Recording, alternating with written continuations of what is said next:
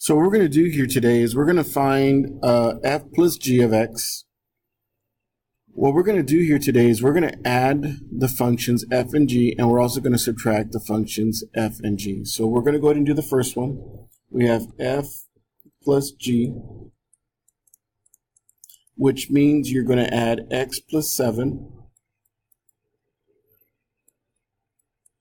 plus x minus 7. You want to combine like terms. X plus x gives you 2x. And we have 7 plus negative 7, which gives you 0. So f plus g of x gives you 2 of x. Now we're going to go ahead and subtract. We have f minus g of x. And we have x plus 7 minus x minus 7. That negative or that minus is going to turn the opposite of these two values. So we have x plus 7 minus x plus 7.